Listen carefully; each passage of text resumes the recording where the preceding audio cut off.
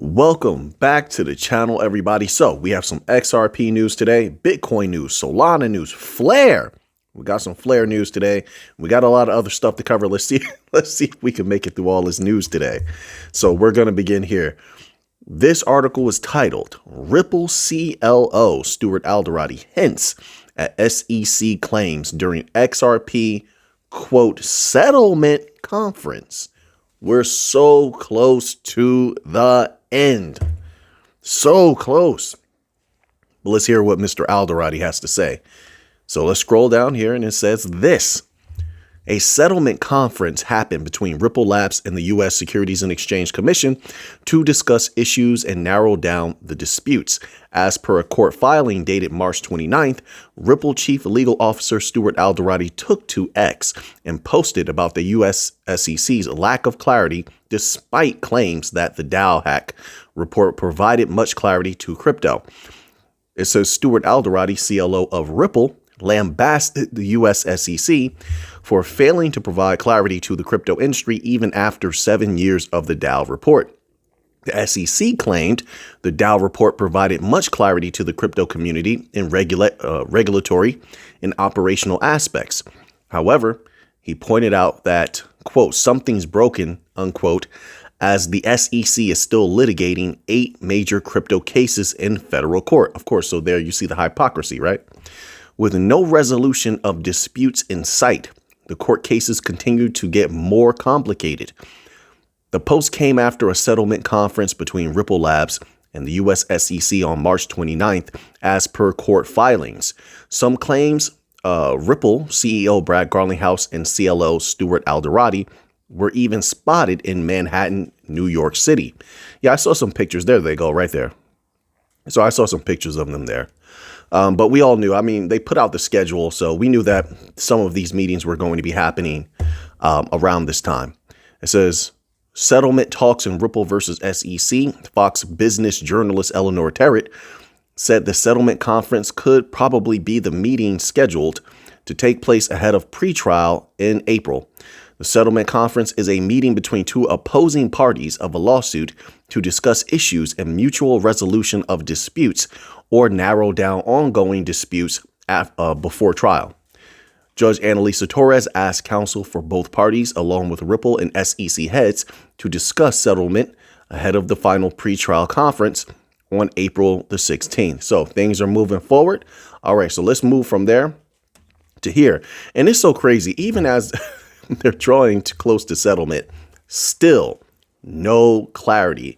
The SEC is completely insane, but what can you do? All we can do is keep fighting the SEC on every single front, whether it's the Ripple XRP front, Coinbase, it doesn't matter. All of crypto needs to fight. When Ethereum has to step up, they better be ready to fight. That's all you can do right now. Don't expect clarity from them. That's how I look at it. It hasn't come yet. It's not going to come. And Congress obviously doesn't want to do anything, or else they would have taken action already. I don't want to see all of this, all of that lip service and all that talking, filling the rooms up with your hot air means nothing to me. Let me see your actions. Talk means little at certain points. Action can mean everything. Now, we have this article here, a little bit of Bitcoin news early. Yeah, it says this. Crypto Quant CEO says Bitcoin giving out 2020 cycle vibes. We've heard that before. It's building up just like before, only the prices are much higher. Yeah, it says suggests real Bitcoin bull market is underway. You know, that sounds so much like what I was saying before, that we're still at the beginning, that the real bull run is building up. It was building up to that. I think also many other people's price predictions hint that they believe that as well, seeing as how their price predictions are so high. So we're still at the beginning of all of this, you know, and as Bitcoin goes off, everything else will go up as well. You've seen it. XLM goes up. XRP goes up. Everything goes up when Bitcoin goes up. I think the only one that does its own thing no matter what really is Solana. And even Solana is impacted at times. You see Bitcoin go down, and sometimes you see Solana's price also come down, although at times Solana's price can go back up despite whatever Bitcoin is doing. But that's very rare. And then, of course, I'm not taking into account meme coins and such like that, right? They do their own thing. But let's begin here with this article. And it begins as such. The head of blockchain analytics platform CryptoQuant believes that Bitcoin's current market cycle may be mirroring the prior one in 2020 to 2021, which is where I first came in and started making videos. 2021. It says Ki Young Ju tells his 341,000 followers on social media platform X. I get tired of reading that. They write that every time. They have to let you know how many followers someone has as though that makes their thoughts valid, I suppose. I don't know. I judge it by the content of your thoughts. Like, are they solid? Is there something backing your thoughts up? Not followers don't mean anything to me, but that's just me. That's just my humble opinion. So let's hear what the individual has to say. So it says they call him a crypto king. Okay, all right. That's his word. That's their words, not mine. This is quote real. I don't call no man. I will never call any man a king. Not going to happen. I don't believe in rulers and rulership. I just don't. I'm just sharing. I just don't. Every person rule themselves. That's what I think. Every person plot their own path. No one having power over you and your destiny. Your destiny is your own. It's the most beautiful thing that we are gifted here in this life, is being able to choose the path that we want to take. The I. And the I chooses what path to take. You're robbed of that by some president, by some king, by some fake false ruler who sits on the toilet just as you do, puts on their pants just as you do, who is flawed just as you may be flawed. You're robbed of your choice, your freedoms by these individuals who like to deem themselves as kings and rulers, even influencers. I mean, then that's a terrible thing in my humble opinion. Freedom is everything. Choice is everything. But let's keep going here. My apologies. I'm a little bit dehydrated today. I was out there playing basketball, and then I played a little racket. What's that thing where you hit the birdie through the air? The little thing, little racquetball. I played some of that as well. So I sweated a lot. I need to get some electrolytes in my system. But let's keep going here. The analyst parses Bitcoin's cycle into three main phases: recovery, the bull market to the previous all-time high, and then the real bull market. Yeah, I could go along with that. When Bitcoin prints new all-time highs, it says, quote, Bitcoin gives me the same vibe as 4 years ago. I felt that as well. It says 2021, $3,000 to $9,000. That was recovery. $9,000 to $19,000. Bull market to previous all-time high. $20,000 to $68,000. The real bull market. Yep, I remember that like it was yesterday. Oh, man. And I can't wait for this one to do the same. I can't wait. Oh, man. And I've worked hard. I've worked my tail off to position myself how I feel I need to be properly positioned. So I'm looking forward to already things have been really good through hard work. It says 2023, 2024 says 15,000 to 45,000 is recovery. $45,000 to $68,000 bull market to previous all-time high. 68,000 to unnamed number, the real bull market. Yes, and I could agree to that. So the analyst also believes that on-chain data is showing long-term deep-pocketed investors are selling Bitcoin. Remember I said that? But it's not just on-chain data. There was a ton of articles about 3 weeks ago, maybe two to 3 weeks ago. A ton of articles that came out, and they were showing not just the data, but they were telling how long-term investors were selling Bitcoin. And remember, I reported on that, and then it just got buried. Then all of a sudden, they start just talking about, well, new short-term holders of Bitcoin are the ones selling. No, it's like they don't want people to know those long-term holders have been liquidating their Bitcoin. I don't know why. I mean, there could be a myriad of reasons why. But yes, that has been happening. It says, quote, old whales are selling Bitcoin to new whales, not retail investors. You see that? And this is happening. But wait, this is happening across crypto, not retail investors. Retail is selling massively. Institutions are taking over. It's my humble belief that it's just a matter of time. Once the institutions and, institutional investors get to the position that they want to be in, they will flip their switch. I'm going to use that verbiage because I love it. It sums everything up very powerfully in a simple phrase. And what I mean by they will flip their switch, they will put that money like they always do. They will start making it rain on the major media.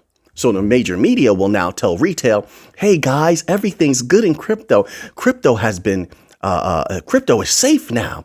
Come get our crypto products. We're the banks. We're the big institutions. We're the asset managers. Come get it from us. And the people will say, yeah, we are familiar with them. We're comfortable. They're comfortable in their embrace. And they will bring in maybe not the retail that sold. They will bring in all that other retail that was sitting on the side. And crypto will skyrocket. But this time, two entities, two sides will benefit, in my humble opinion. Those new institutional investors, when the flood of capital comes in.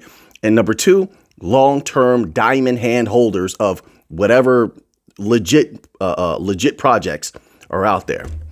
That's it. And it's only going to be a few. You're seeing people getting shaken out left and right. And the mind games have been unbelievable.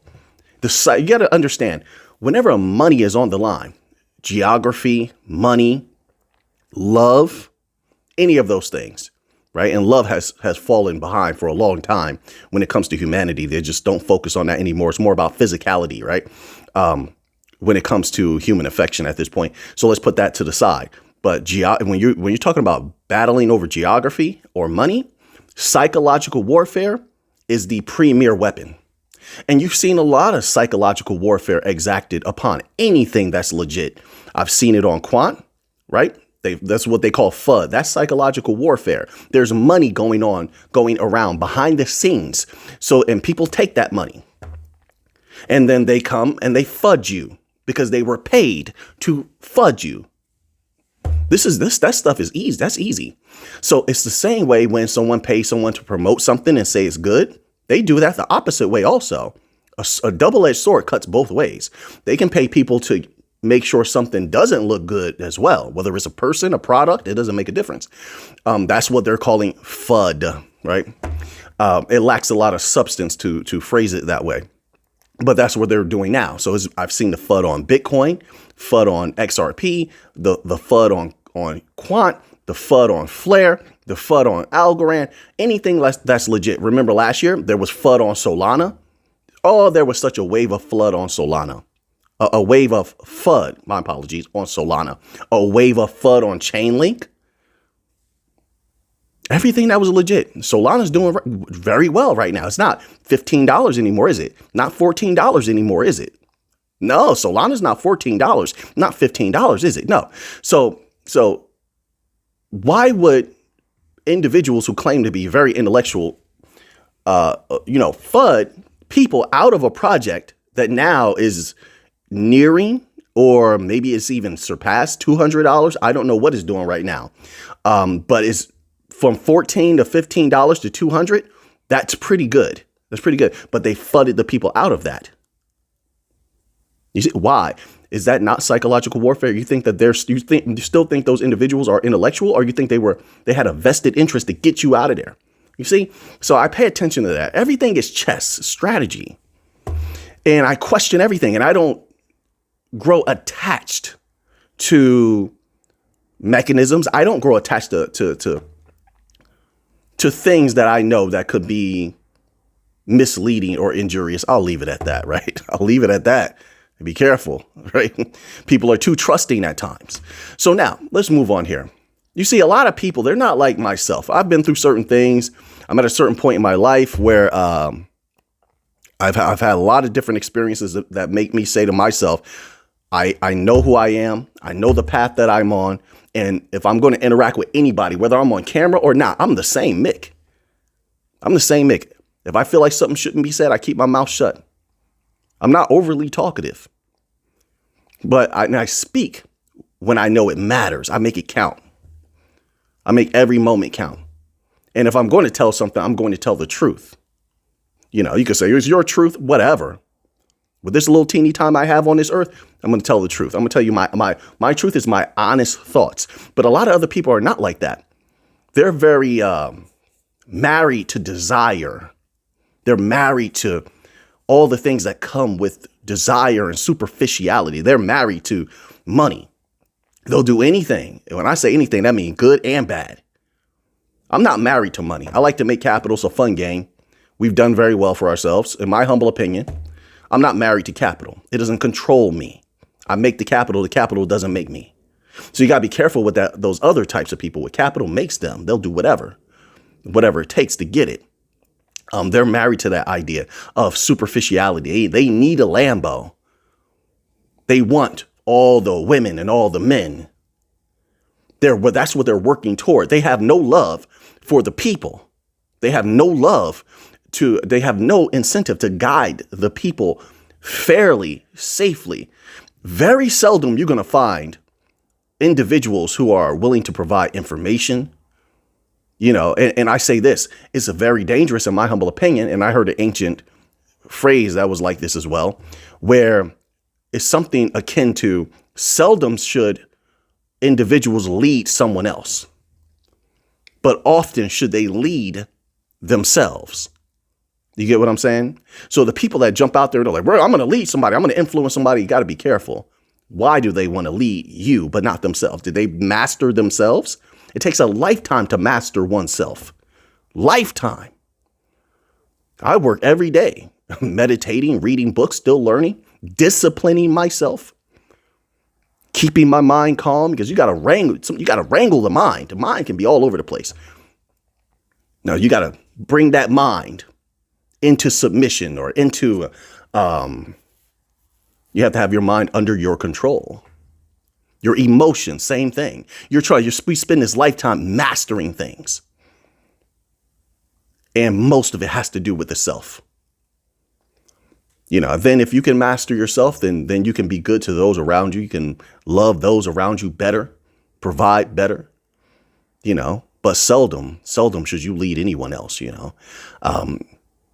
So anyway, FUD, psychological warfare, can be employed by entities and individuals on that other side. They are the polar opposites of individuals. I'll say such as myself. Why not? I live a very monkly life. I do. I'm not superficial at all. What you will know is, okay, this is a man of respect. And this is a man who has gained strength over a lifetime through experiences and overcoming things and never giving up. Never giving up and never betraying your word. That's something that's lacking in today's world. That I don't like it. I don't like it. Some people say, well, this is what I believe now. And sure, your thoughts can change. But when it happens because you're afraid, when it happens because you don't want to take a loss, to me, that's cowardice. That's cowardice. And my apologies, folks. I just can't stand a coward. I can't. I see that a lot in a lot of these monetary industries. Things get a little shaky, baby, and people start backing away and betraying their word when they led the people down a certain path. No, I can't do it. No, that's not going to happen with me. Nope. I know it. Listen, I know how to climb the tough mountains. I know how to go to war. I know how to battle. I've had my victories in life. I've had my losses, but every loss was a victory. Every loss was a victory because I learned from it. I observed it. I even played out in my mind dozens, even hundreds of times, observing myself and playing out different scenarios as to how I could win. And I very rarely make the same mistake twice. But one thing I'm not going to do, I'm not going to back down. I'm going to go out on my shield. No problem. No problem. Same way anything happen in life, in real life. When that moment comes and I got to face down the Grim Reaper, I'm going to face it down and calm. It's inevitable and fearless. What is fear going to do anyway? Fear is going to do nothing for me. So yeah. I don't like betrayal. If you were going to take a step back and you're in my phalanx and you're a Spartan, you should have told me that earlier. So anyway, so I'm not backing down. I'm going to see this through to the end. My thoughts haven't changed. Not a single thing has entered that has changed my outlook on the bank coins. Not a single thing.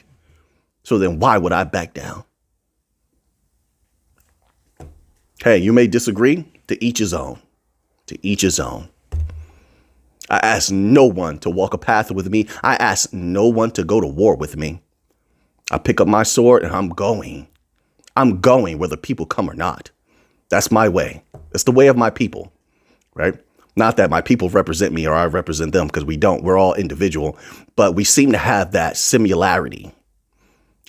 We do. I learned about my grandfather. I watched my father, my mother. Then there's me. And I'm like, yeah, there's a consistency here. So don't expect anything different. I fight to the end. Sorry, I'm going to swallow some saliva. So anyway, let's move on here. A little bit more news. You get a lot on this channel.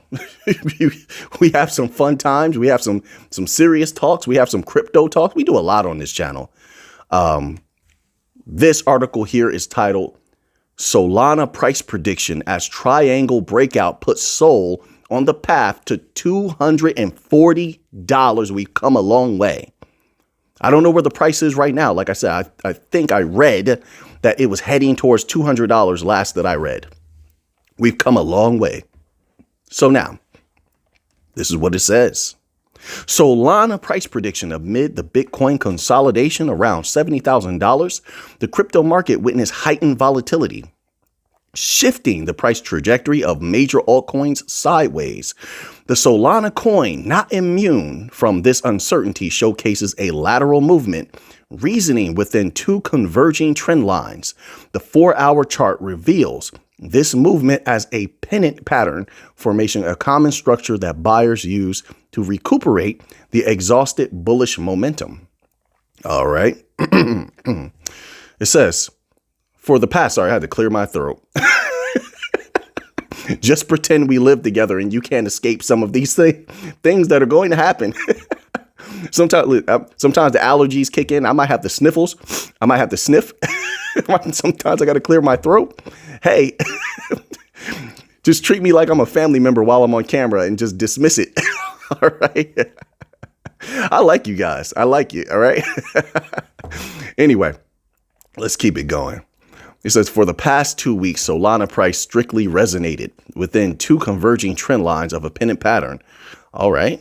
On March 29th, the Sol price gave a bullish breakout from triangle resistance, signaling the renewed recovery sentiment among traders. The post-breakout rally pushed the coin price to 3% higher to currently trade at $196.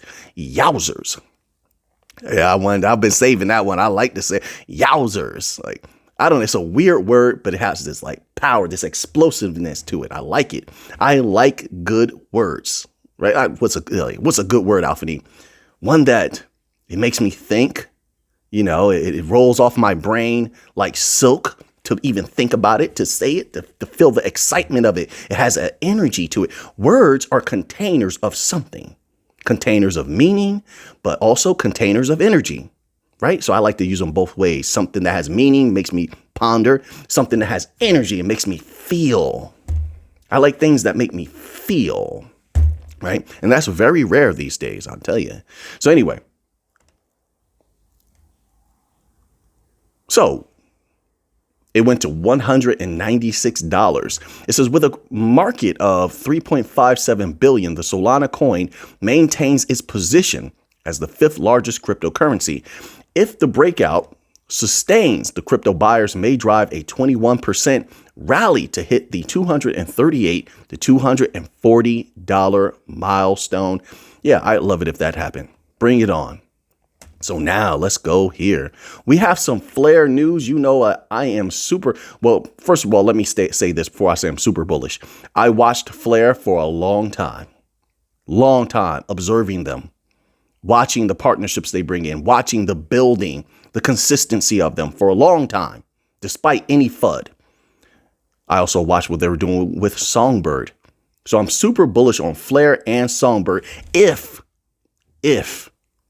they can pull off what they're trying to do, because it would be huge for crypto, bringing smart contracts to Bitcoin, XRP, Dogecoin. Then they also said in the future they may come out with one for Stellar, although Stellar already has Sorrelband, but it doesn't matter. The more the merrier, in my opinion. So, but we'll see what happens with that. We'll see. So it says here, Ripple ally Flare unveils major network milestone. It says here, the EVM-based Layer 1 protocol is celebrating this milestone as it marks a significant increase from earlier total recorded figures. Precisely, the 482,000 Flare network wallet addresses are 60,000 more than the volume recorded in December 2023. That's a pretty rapid rise. It says, in addition to the announcement of this major milestone, Flare uncovered extra details regarding its tokenomics. What extra details? Did they do a burn? Is that true? They did like a little burn of a small amount of Flare or something like that. It says Flare confirmed that a majority of its native tokens will be owned by the community, and this could be done either by direct token distribution, network incentives, or through Flare Foundation ecosystem initiatives. Yeah, everybody's staking or delegating and getting all that money, all that yield. It says, per the data shared, 58.3% of the Genesis Flare supply is allocated to the community. For context, the total Genesis supply is pegged at 100 billion. The community is privy to this allocated supply via the monthly Flare drops, or as a cross-chain incentive for adding sustainable value to the Flare network. At other times, the tokens are supplied as project grants through ecosystem support program. Okay, so let's move on here to this next article. This is another day where I don't know how long this video is going to be. It is what it is, right? It is what it is, but it's quality content, multiple articles. I'm giving you the best of my thoughts, the best articles I can find. So, hopefully some people enjoy it, right? So I think of this show more as like a podcast than a YouTube program. You know what I mean? So anyway, that's how I look at it. So now this article here is titled UBS flags commercial real estate downturn as the top risk. The top risk. Even UBS is speaking about it now. There's nothing that they can do. The banks are in trouble. Let's go here. Let's go here. So, hey, listen, before we read this article, just a little tidbit. It looks like some people did come over to the channel, to my other channel, and subscribe to the Mick Alphanim channel. Now, one of those videos that you definitely should watch is called something like this. AI can save your life or something like that. Watch that video, then watch the video after it. Listen, things are changing. I'm telling you, that's what I was talking about in the other video. Things are changing. Once again, and then in other videos, I cover a couple of different topics per video. But once again, we covered a lot of the articles on fully automated robotics, how it's changing the industries. I think I even covered something like that in the most recent video on that channel. But hey, the information on there is extremely eye-opening and solid. Anyway, I just wanted to cover that. It just popped into my mind. Let's continue on here. UBS flagged on Thursday the downturn in commercial real estate markets as one of the, quote, top and emerging risks, quote, facing the Swiss bank, as higher borrowing costs and a post-pandemic slump in demand for office space hit the sector. Commercial property markets in the United States and Europe are in the grip of the biggest slowdown since the 2008-2009 crash. It says, quote, adverse effects on valuations from higher interest rates, structural decline in demand for office and retail space may trigger broader impacts, given the bank and non-bank lenders' material balance sheet exposure to the sector, unquote. The bank said in its 2023 annual report published on Thursday. UBS said its risk exposure to the sector across the group increased to $55.09 billion in 2023 from $47.1 billion in 2022, largely due to the acquisition of rival Credit Suisse. It says several other big European banks have larger loan exposures to commercial real estate, official data shows. UBS defines, quote, top and emerging risk, unquote, as those which have the potential to materialize within 1 year and could significantly affect the group. Other risks detailed on Thursday include inflation and geopolitics. Commercial real estate did not feature among the top risks UBS flagged in its last annual report, of course, because they were hoping it would go away. And then at that point, so-called experts were floating the idea, remember, that they could possibly turn commercial real estate into rental properties. That didn't work. Then when that didn't work, then all of a sudden they start making this big push for to pretty much bully remote workers and coming back to the office. That's partially worked, but also there's another side to that because not only have some people refused to come back to work to the office space, they've remained remote or left their jobs to go find other fully remote jobs or partially remote jobs. But now you have a competing international market. This is what a lot of people aren't talking about. A competing international market of remote work from other countries that are hiring American workers, knowing that they desire to work remotely. I read a cadre of articles last week about it. And that's going to be something huge as American workers begin to leave the United States workspace. They'll still live in the United States, but they'll work remotely for other countries. Like, it's so confusing, but so the point is, one way or the other, workers do not want to go back to those offices. They do not want to be in person with these supervisors, managers, CEOs, all this stuff like that. They don't want to be there suffering in a cubicle anymore. And to be honest, it's a long time coming because it's a long time coming. So, they haven't been able to solve this commercial real estate problem because of all of those different reasons. And there's a few that I didn't cover, but you know what they are. So now let's move on here. Let's see. We have 2 articles left. I'm going to put one in the members only section. Actually, I'll put both of these in the members only section. OK. And now that you have that information, what are you going to do with it? I know what I'm going to do with it. So until next time, everybody, let's get to the money.